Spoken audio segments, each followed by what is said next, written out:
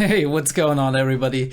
This is the discussion portion of the video. If you want to see the reaction video, click on this link or in the description down below. I would appreciate it if you check that out, if that is something that interests you. But other than that, let's get into it. I think we might be able to loosely define being a good person as being an empathetic, a feeling person, right? An empathetic person. Person who maybe puts people, like values people, right? And tries to do good by them in the sense they learned to do so, right? By the rules they learned and by the morality system they learned. Now that doesn't exclude certain actions. And we have a very loosely, vaguely defined term here because morality is something very subjective. There's cultures where it's morally right to kill people for things they've done, right? And the question at some point in some of these cultures becomes, now that we have advanced, right, to a certain degree, now that we have developed our society to a certain point, should we stop that?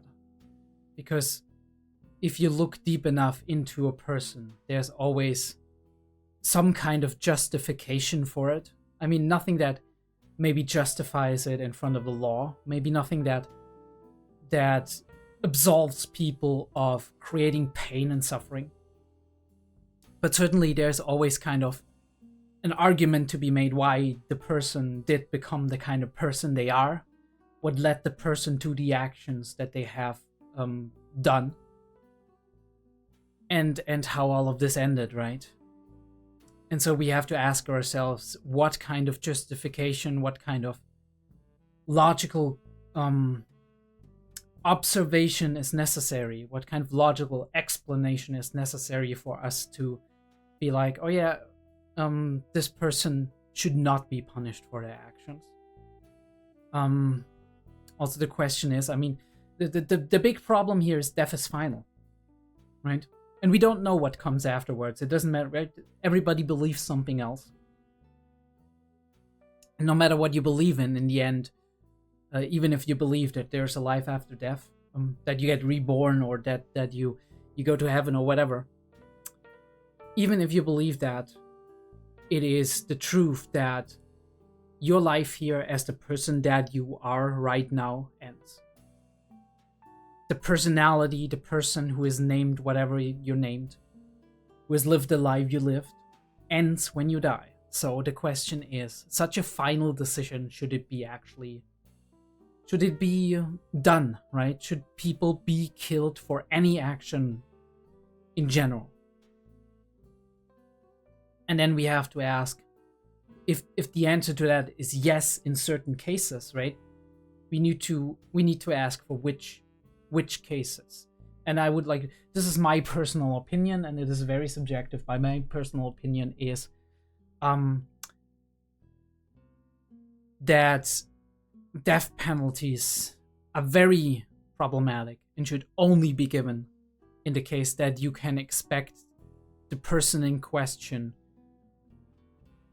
to be very likely to harm a good deal of people afterwards. So yeah, you have to ask yourself the question, if a murderer who murdered one person, right, or maybe two people, right, in one certain event, if there's not a way for them to actually reintegrate into society, right, to learn, to better themselves through therapy and through other methods, to actually come to the conclusion that it might not be that great to murder people, right? Because people who murder other people, it's most of the time it's either through like emotions, right? There's like a very, very strong emotional event happening, and you do lack the capacity for emotional regulation oftentimes, right? That's also a thing in killers and other kind of predators, but and right, and the second is like yeah, I mean, if you murdered a lot of people, right, or if you've done a lot of heinous stuff like the R word or other kinds of abuse and whatnot, the question is there a capacity to actually get to normalcy, right, and become a person who is able to critically reflect and control themselves, regulate themselves enough to not do that? And if that's not the case, then you have to see, well, is there a possibility for them to still lead somewhat of a, albeit very limited life, contributing maybe even to society, doing something without endangering other people, right? In this case, you do have certain options in the prison system, although most of our prison systems aren't very good. They are exploiting most of the prisoners, and we should definitely make a distinction between people who are committing violent crimes, who are hurting other people or maybe even killing them, and people who are committing crimes that might violate the rights of other people to a degree, right? Not like killing, not like the R word, but rather, I don't know, theft, right? Theft and other kinds of whatever illegal activities that are possible, like, I don't know, selling drugs, right? You're endangering other people by selling drugs, right? I mean, you can kind of discuss, right, what kinds of drugs and whatever, but if you're selling meth, right, you're endangering other people's health. And it doesn't matter if they decide they want to have that next dose of methamphetamine, because oftentimes at this point they can't decide anymore. Or you get them to the point that they can't decide anymore by getting them addicted, which is also not great. Now, you can't fight that. People are adults, right? They make adult decisions, but they don't always make great decisions. And that doesn't mean that it's justified to just sell all kinds of illegal drugs. So you have to actually get down to business and decide, hey, right, maybe we have to put you away for a while because you've done that a couple of times, and actually just fucking don't listen to the fact that this is a social contract and it's not allowed, right? And it's hurting other people, right? So you do have to make that distinction and be like, okay, how harsh should the punishment be? Because obviously you can set different degrees of that. Yeah, I mean, you don't put those people in solitary confinement or give them the death penalty. That's absolutely stupid. Sometimes you don't even put them into prison. You shouldn't, right? Because they might have problems themselves, right? With money, with drugs, with whatever. Right? So maybe it's better to actually get them on a path where they can make money properly, in an honest way, kind of.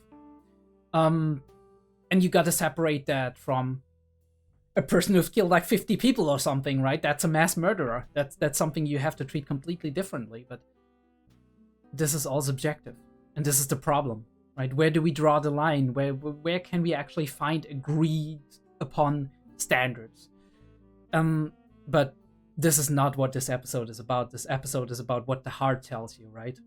This episode is about how what we fundamentally think of people and how we judge them, not just based on their actions, but based on what we think about them, including their actions, and what we believe about them as a person, as a personality, right? As a base human being. Because obviously, a lot of our human interactions and human nature is about judging other people. And it helps us, right? We judge other people to see how dangerous they are to us, right? How beneficial they are to us. And if they could be good friends, if you want to keep away from them because they're not working on the same wavelength we do, right? And all of these things, they flow into that. And our judgment of people and us judging people also gives them feedback, right? If we indirectly or directly express that to them, they actually get the feedback of, hey, what I'm doing is not considered very nice or very well, or maybe people think I'm scum. Sometimes it's good because people are being disincentivized to do things that are not good for other people, that hurt other people, that violate their rights. And sometimes it's not good because then we apply highly subjective and not even morally on any line existing standards to people, where we say like, this person likes that and that because of that they're fucking trash. And then if the person hears that often enough, they'll have a lack of self-confidence, they feel bad about themselves, they develop mental issues, everything from depression over anxiety or whatever, right? Especially if it's children hearing these things over and over and over again in interactions with adults or with their peers and all of that. So this is a highly subjective, more moral thing, right? That we have to decide for ourselves, and nobody else can say that, right? Nobody else can decide that for ourselves. And I think it's very good that this episode actually, again, leaves room to breathe and actually concludes, look, this guy might have actually murdered a person. In case of Tenma, he hasn't, right? In case of Tenma, he has not. He's not, I mean, he's capable of that. He resolved himself to do it against Johan, right? At least he wants, he has the intent. But Tenma is a good person at heart. And this is what our, I don't even know if his name was said, but our ex-criminal investigator, retired policeman, is actually concluding. Tenma is a good guy. He's currently being suspected for murder, but I didn't turn him in because I think he's fundamentally a good person. And either he didn't do it, or at the very least, he had a very, very fucking good reason to do it. I mean, I think it's the former in this case, because if he read more into, I don't know if he read more into that, but if he read more into that, he would have known these are like serial killings and whatever, and he'd be like, all right, he got framed, or he's involved in this shit, but he ain't responsible. In the case of his son, he accepted the fact, yes, the police didn't make a mistake. He actually did a crime. He most probably murdered. Maybe the son even was like, yeah, I did it, right? But maybe the son didn't explain himself thoroughly, because he was like, look, you're gonna come here and we're gonna talk, and I'm actually gonna look you in the eye and tell you what I want to tell you before I do talk about it right here in a letter, and you read all of that and you judge me to be a fucking bad person from the get-go, right? But obviously this is gonna make you doubt yourself. If you have people in your personal life and you interact with them and you like them and you enjoy their company, and maybe you even raise them in case of like parents here, and suddenly you hear that they murdered someone, and you're like, what the fuck? Do like, I'm a fucking policeman, right? I'm a criminal investigator. And we do have, unfortunately, this tendency to put everything into like categories, to turn, right, to also separate everything into zeros and ones, into two binary categories, good or bad, and murderer is bad, right? Especially if you're in the police force or in any kind of like criminal investigation force where your primary goal is to get criminals off the street. And then you ask yourself, was I actually a shit cop, right? I've dealt with murder all this time. I had all of this confidence into judging people properly and being like, hey, this is a bad person, they've done bad things, or this is a good person, they've done good things. And this guy starts to question himself. He's like, I don't know what's happening anymore, right? He quit, he retired because he was like, my entire career was a lie. My own son killed somebody. And then he met Tenma, and this changed his life. Again, a case where Tenma changed somebody's life just by being there and by being the person he is.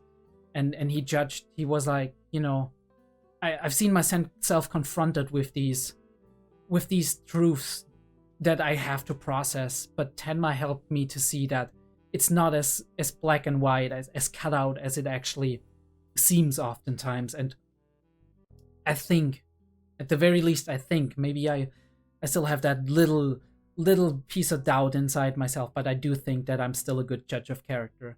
And I do think that people can be good and do terrible things, and people can be terrible and do good things, right, Johan? Hello? I mean, we right? He was a good friend to a lot of people, right? To a lot of murderers, mind you, but yeah. I mean, and he's definitely protecting Anna, so there's a good thing. It's not as cut out as it seems oftentimes. And I think this is the take-home message from this episode. That people can't be, don't have to be bad just because they do bad things, right? There's there's often reasons for that. There's justifications for that that might not completely wipe away their morally wrong deed, but at the very least, you can maybe empathize with them and realize why they did what they did, and see that there's salvation for them, right? In case of like our mercenary a couple of episodes ago in episode 9. Yeah, great episode. I mean, the middle part, to be perfectly fair, first of all, that one scene with the car, which was absolutely trash. I was like, what the fuck was that? And the second thing being just, in general, like, the episode was very slow, right? We have that little montage in between. Monster never did that before, and I didn't particularly like it. Not gonna lie. Either way, though, we've at least gotten the take-home message of, yeah, they spent some time together. This is what we were supposed to get from that. And the conclusion was worth it. The conclusion was absolutely worth it, because it was a very, very important message that I think more movies, series, whatever, need to put at the forefront here, right? That a person can actually, people are not just framed and actually good or actually as bad as they seem, or maybe they're not discovered and they're actually terrible. There is other variations, other shades of gray, and one of the shades of gray here is a person can be good and a person can do terrible things. Yeah, this has been Monster episode 20. I do hope you enjoyed it. I do hope you watched and enjoyed the discussion. If you did like it, please leave me a like, subscribe for more content. Monster, 𝔸𝕬𝕬𝕐𝕬, whatever. 𝔸𝕬𝕬𝕐𝕬 Kaisen 2. Check out the Discord and Patreon, and thanks to all my patrons who are supporting me, especially to Cardboard, who has been supporting me a whole fucking lot throughout all of this. So shout out to you, thank you. We're hopefully gonna be on Technolize soon. I don't know what it's gonna do view-wise, but we're gonna be, right? We're gonna do it. Probably similar to Monster, maybe with the 2-episode thing, if I can manage it in terms of the time. And I'll be seeing you in the next episode of Monster.